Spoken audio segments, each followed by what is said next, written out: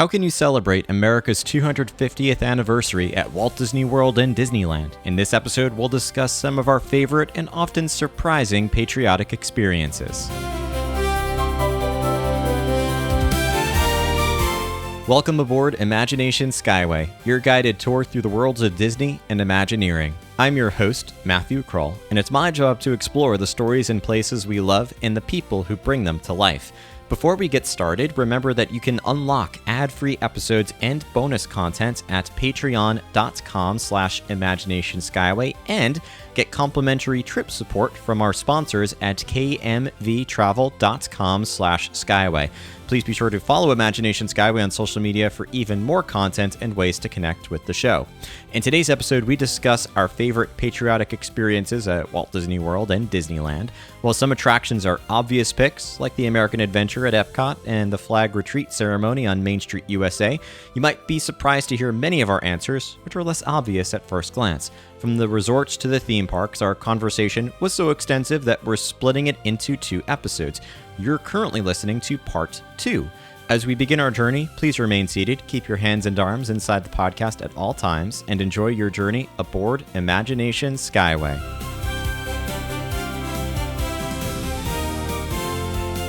I'll throw it to the one I alluded to before, which is the American Adventure. That's, I think, another very obvious one over at Walt Disney World. So good. Opening day attraction at Epcot. It's a tremendous theater, an innovative show from a theatrical perspective in the way that they move the animatronics around the stage and incorporate the montages. And it's just like a engineering and theatrical marvel in itself. Now, the show itself is obviously very obvious in the sense that very obvious. It's obvious in its American heritage because it's literally the American Adventure. So it's talking about here we're talking about the history of our country. It's going from everything we learn here in the U.S. from elementary school of the Pilgrims coming over to America on the Mayflower, and then the Revolutionary War and the trials and tribulations of the Civil War and Reconstruction, and it goes into our relationship a bit with like Native American populations, and then into like more modern times and World War II, and then you have this montage in the end of people like Walt, or you've got a lot of you've got George Lucas in there, you've got Jim Henson in there, you've got some more modern presence that are featured in there. You have sports teams, events, cultural events, historical events, the Golden Dream song itself, which is like a very patriotic and inspiring song. Yes. So and it's a 35-minute show. I love it. I go to see it whenever I can when I'm at Epcot, and the show itself is great. But then the whole pavilion itself is a celebration of American history, and there are some places where you can slow down and not have your experience narrated to you, but you can absorb the history and the culture of this country. So one of the best ways to do that is through music, by listening to the Voices of Liberty, singing in the rotunda. Like, that's definitely a way. Again, that's a little bit more narrated to you, but like definitely a worthy place to go. They're going to sing traditional American hymns and like folk songs from American history, and then some modern classics and Disney classics they might throw in there. But that's really one that's worth celebrating and worth going to see. But then they always have a rotating exhibit. So right now it's Portraits of Courage, which is George W. Bush's paintings of veterans and sort of his tribute to them. So that's only going to be there through July 4th weekend unless they extend it. So you could read all about it on Disney Parks blog, but it's like an art exhip, right? Like, it's a rotating art exhibit that you can go and experience. And then they have most people, they might like see it, but never go into it.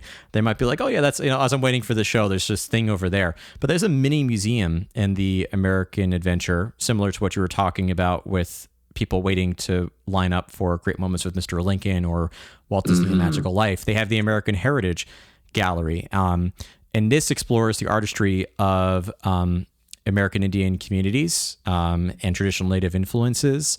They have right now, it's called Creating Tradition, Innovation, and Change in American Indian Art, which showcases the authentic and historical Native artifacts alongside contemporary works of American Indian art. They demonstrate cultural traditions that have been handed down through generations. They talk about the Native communities from 7 geographic regions across the United States.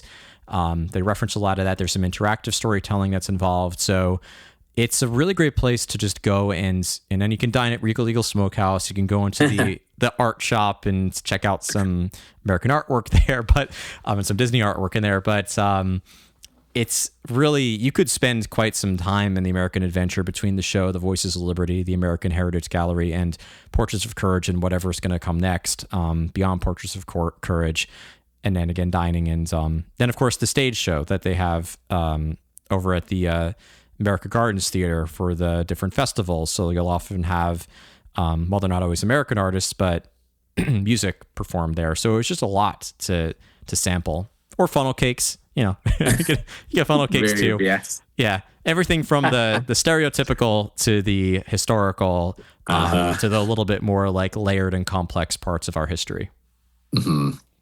Let me see. I'm going back to the river a little bit because I didn't get to I talked a little bit Mark Twain, but I did not talk about Sailing Ship Columbia and the other attractions that are over there. Yeah.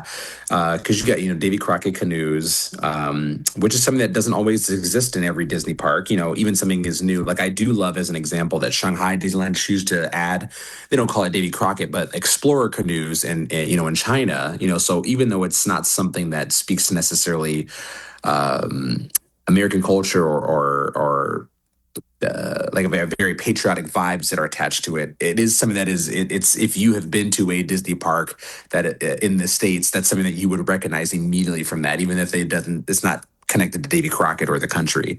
But having the Mark Twain and the Sailing Ship Columbia there really also adds to that river, because the river is stunning whether or not there's a boat on it or not. Because sometimes when you happen to walk by it, you're just getting the energy of the river, as in like maybe the sailing ship is docked for refurbishment and the Mark Twain's kind of making its run, but it's on the back side of the island so you can't see it.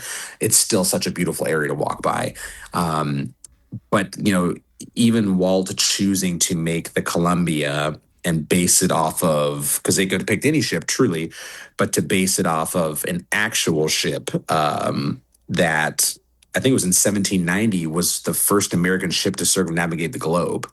Like that is so specific, but also so Walt also in the same way, to make sure to give that much attention to a ship. And basically almost because he's like, oh, I need another boat on my river, and the Mark Twain's not enough. I need something else out there. But even going to the Mark Twain, being one of those stunning and beautiful paddle wheelers that, were so popular during that time period, because they don't very rarely exist now, but it truly does speak to like original Disneyland, and even though the Columbia didn't come until 1958, seeing them both together on the river is amazing. And it reminds you of a slower time, because our world we live in now is so fast paced, and you can imagine people that actually went on ships like that back then, that it was such a more quiet world. Everything moved a little slower and you got to really soak in the details of what you're doing. And now, while that experience is something that could potentially maybe bore somebody, you imagine the people that rode on those back then, that was an incredible experience. And I think one of my favorite things about those two, other than just the nods to their history, is how Disney did such a fantastic job of incorporating them into modern entertainment. So having them within Fantasmic, I think, is really special, because that show potentially in its original incarnation, when when it started in 92, could have just been the island by itself and that would have been it. But they found a way to very creatively incorporate these two classic attractions into modern entertainment, because it's technically not a pirate ship, that Hook and Peter Pan are on in our version, but it works well enough and no one kind of second guesses it anyway. So, it's that's fine. But that ending sequence with the Mark Twain at the end, and there's no way that Walt probably could have envisioned that ending sequence where you see all the characters on it. But I do think about how fun it is that we were able to connect something that he wanted for the park with modern Disneyland. How crazy that he, if he had lived, he would live longer if he could see it now. You just see like characters like Woody, Buzz, and Jesse on the Mark Twain, waving Yeah. at kids, which is such a crazy like gap and span of time, from like when he would have last seen the Mark Twain up until when the first Toy Story came out. But to see these modern Disney characters and some classic ones writing on the Mark Twain always makes you think of like, wow, what a history. And what a span of time, and how poignant to kind of see that merging of American history, Disney history, and then like now modern Disney history, or I guess history in our way, because Woody and Buzz aren't young anymore. They were No. when we were kids, but I can't believe that was 30 years ago for Toy Story now. But how fun for like our kids to get this kind of like merging of these two things, but finding like again ways to incorporate the Mark Twain in the Columbia. I love that they are in that show. The show is great overall, of course, but that they found a way to merge them into this show that really speaks, it's fantasy and magic, but also just a smidge of American history is great. Yeah, I totally see that. Totally agree. And that's again, another really great answer. For maybe we could do like, two more each, because I think there's so many ways we could go with this. And I know.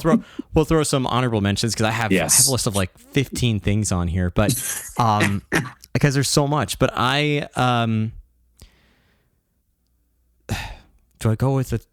Like all these answers are like, like Matt, you're talking about like Disney resorts and dining, but all the I love that though. I'm trying to get people to think differently. Even think of people, because I would imagine you were obvious. gonna, but I imagine you were gonna. I was like, I felt he was gonna say Voices of Liberty. I was like, there's gonna be some, but I knew you were gonna surprise me, and I would not even have remotely thought of the hotel. So that's perfect.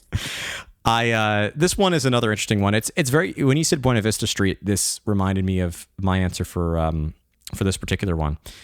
It's the original, 3 of the original sections of Disney's Hollywood Studios.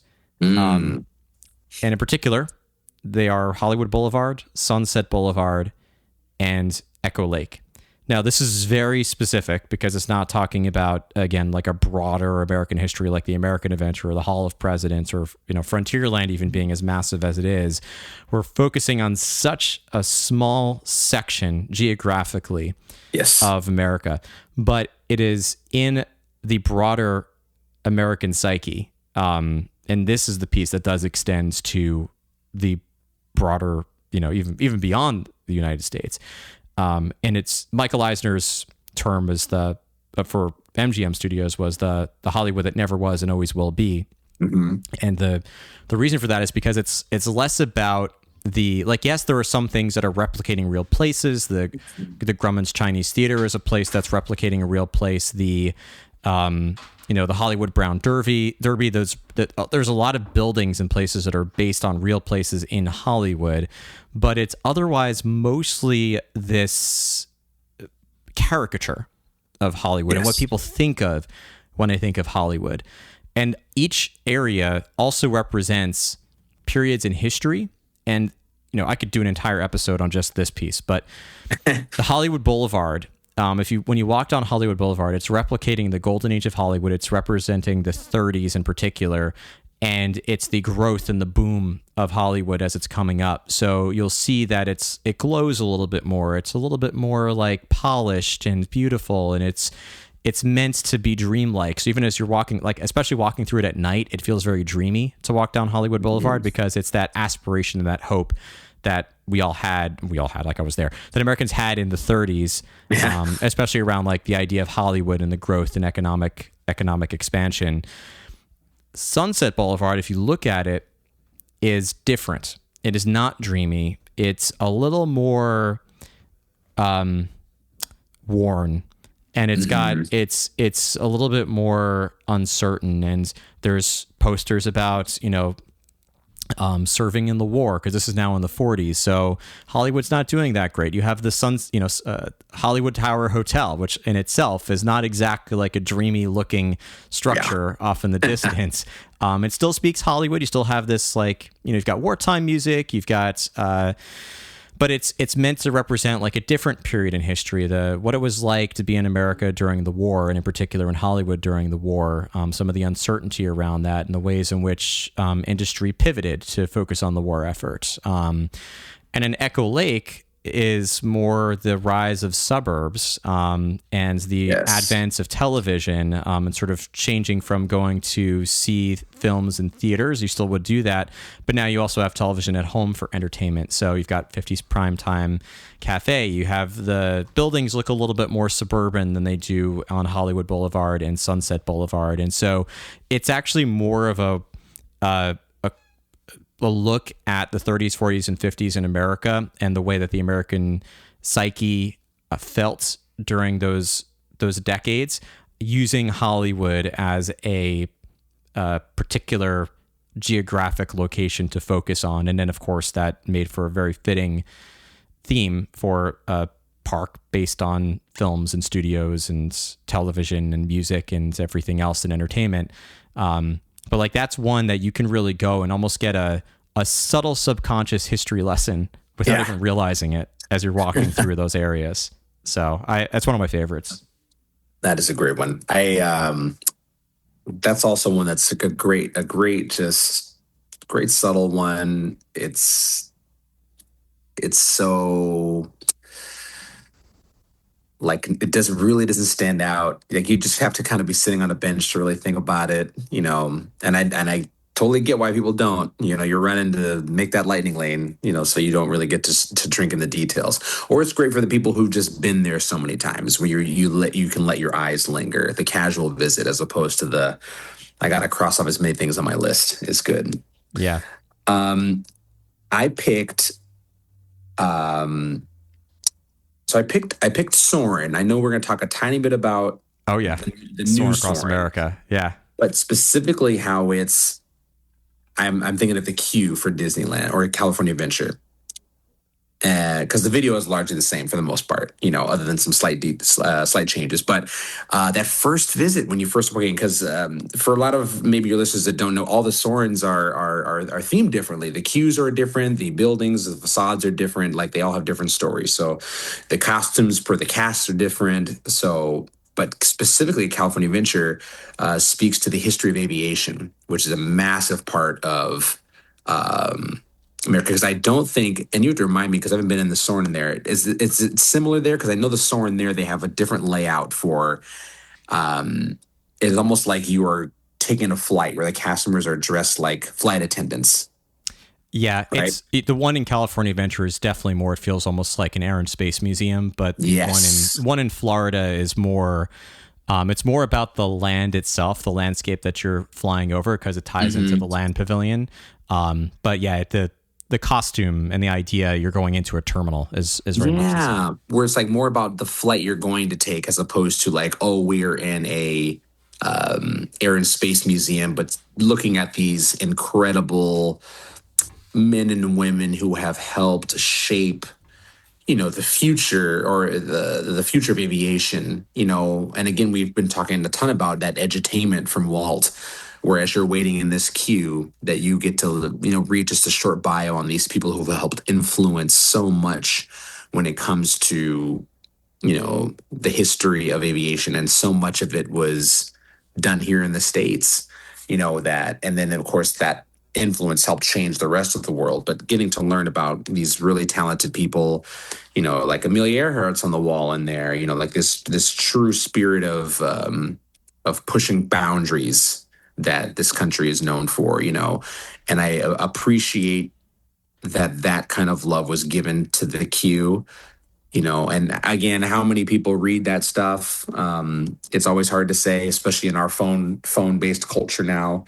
And then a culture that, of course, Disney has put onto us now. You're mobile ordering your food. or you're booking your next night because you just scanned in. So I do appreciate that people take the time, and it's always great when I'm in those queues to actually do see people reading them, because that means it's working. Whether or not they retained it, to speak on it in either way, you always hope that there's that one person who's going to, be influenced by that to then maybe do some research on their own. But I really do appreciate that they chose to speak more about the people as opposed to like the aircraft, because the people, you know, are definitely the manifestation of that spirit of America, that spirit to go in and always break boundaries and move forward and try new things. So I love that it's less about the planes, because it could have very well, like you mentioned, been something that was aerospace museum just in general, like looking at this is the first plane, not nothing about the people who made the plane or who flew it for the first time, but this is just the plane, or this is just this, or this is just that. But talking about the people in general, like it's essentially a bunch of faces going all the way down. And I like that that is a great example of what Walt would have loved, which is history in something that doesn't necessarily speak to it when you're on the ride. It's more of like a love letter to California if you're writing that version of it, or any other version, like a love letter to the globe or to America. But that original version and that queue that opened, the first Soarin' is I think because of the queue one of the best ones, because you get to have that kind of merging. I know some of the other Soarins have, the queue may be a lot more elaborate, like especially if you see the one in Tokyo, that one is extremely elaborate and different, of course. But and speaking on our topic specifically, that Soarin' in California is the best. I totally agree with you. I think that's such a great answer. I love that queue. I think it's certainly like it's smaller and more intimate than the one at Walt Disney World, or especially the one at Tokyo.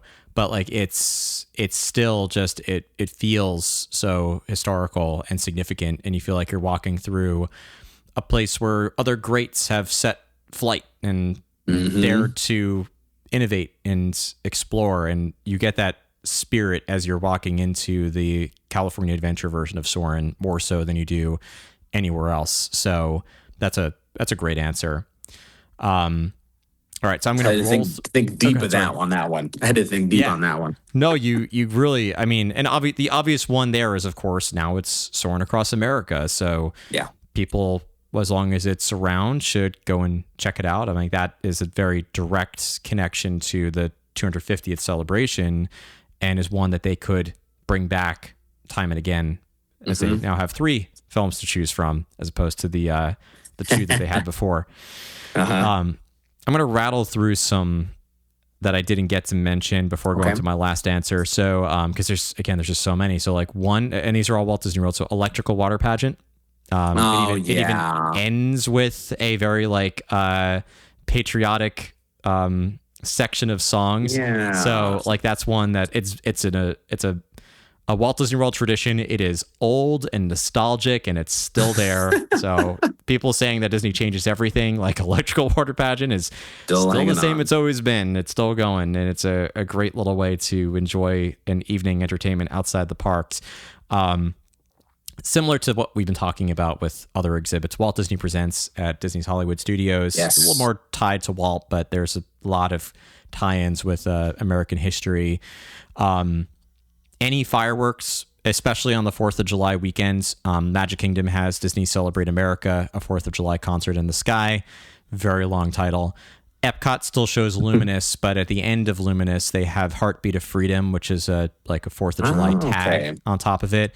And like I'm telling you, if you've never seen these fireworks before, if you're standing at World Showcase or at Magic Kingdom, like you feel the booming in your chest. Like that's how many fireworks they set off. It is crazy how many fireworks they set off for the 4th of July.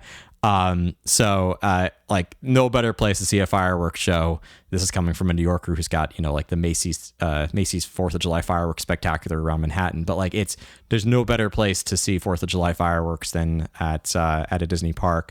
And then the last, I've got again a lot on here. The last one I'm actually going to share as an honorable mention, although it seems like it should get a highlight in itself, is the flag retreat ceremony on Main Street USA. I had that one too. Yeah.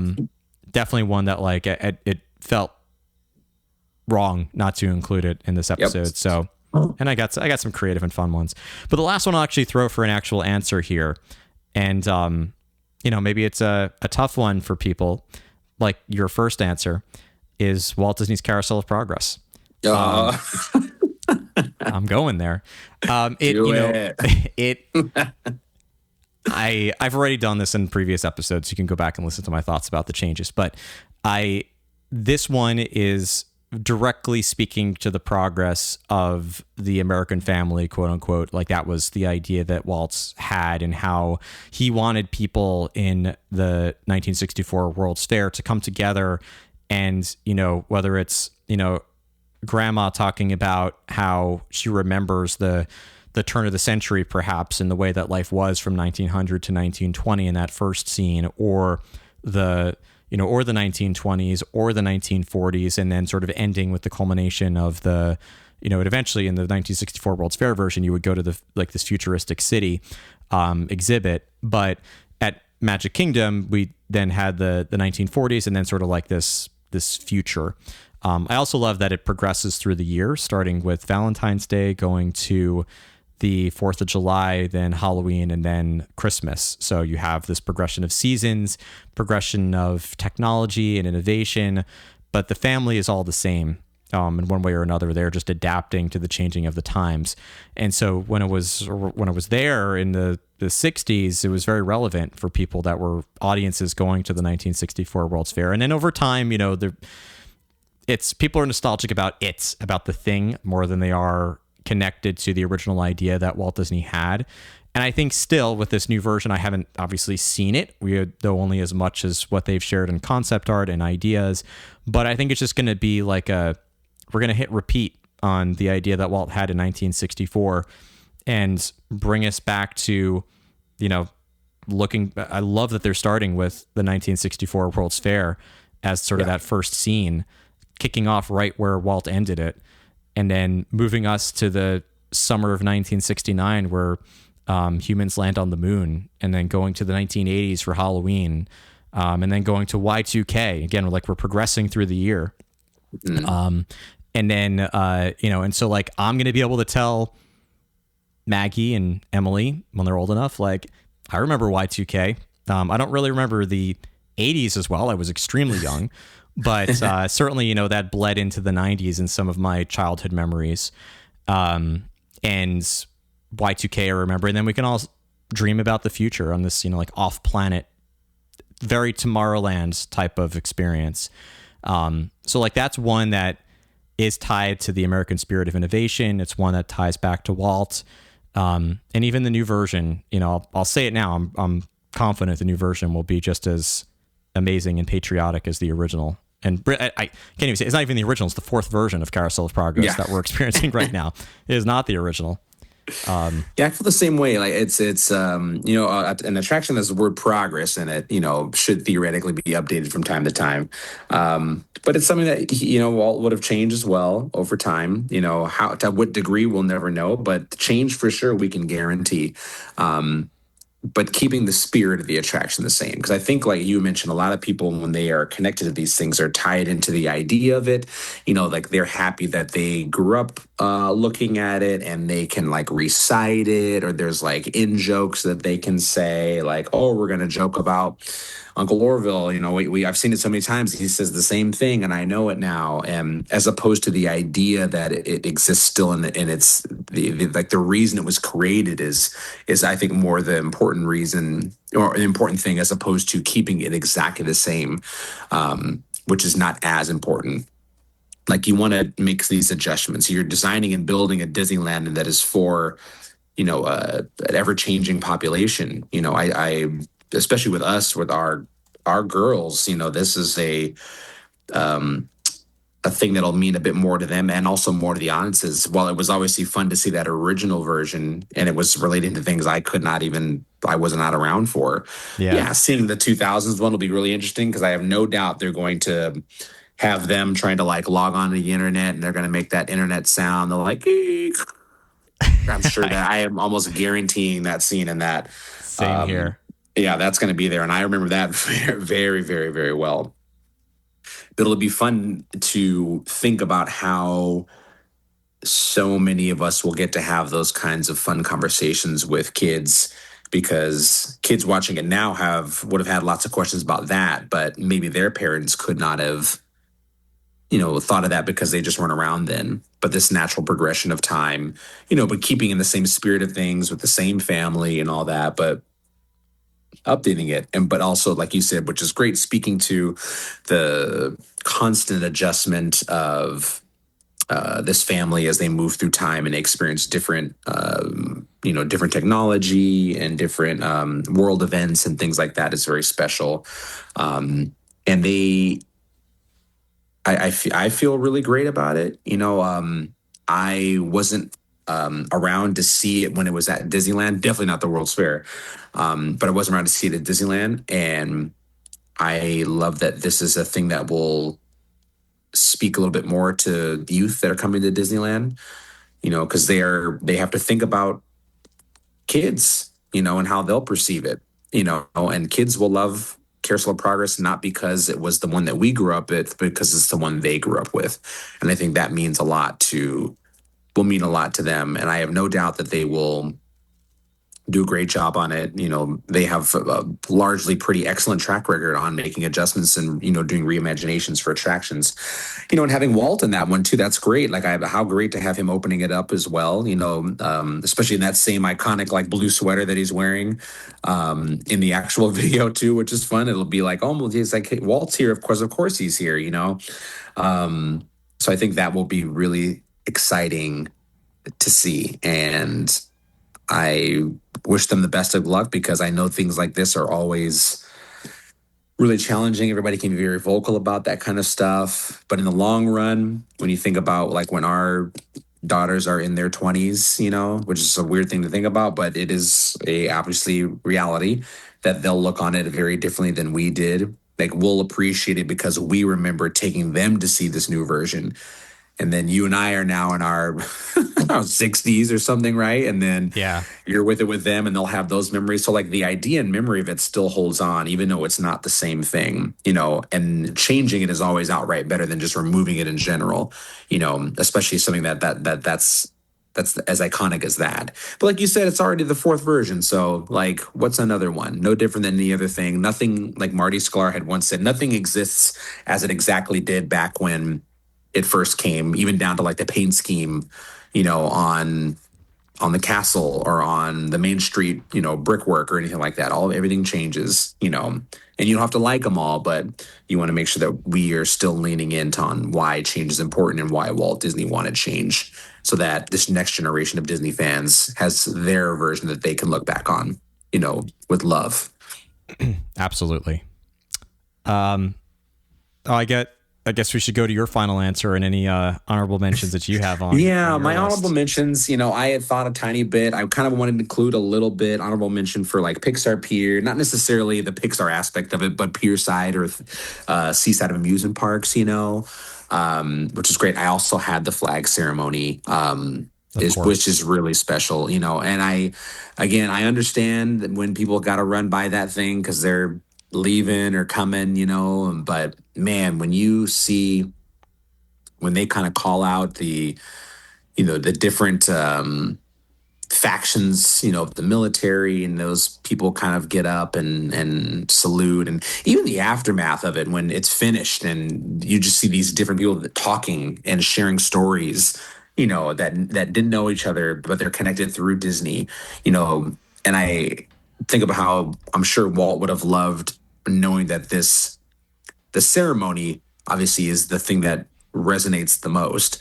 But I think the thing that lingers longer afterwards is that you get these people that from our different parts of the world connecting with each other, and that maybe was something that he might probably could have and then maybe didn't foresee. But that's arguably one of my favorite parts of the ceremony is just after it's finished, seeing this collection of men and women just talking amongst themselves, shaking hands, especially when you get someone who's been there who, we've had in the last couple of years at Disneyland and at Walt Disney World some World War II veterans, that for a lot of them it was their very first visit to either resort, and how special for them to be at that ceremony and get honored maybe in a very unique way from Disney, like getting like a plaque or something,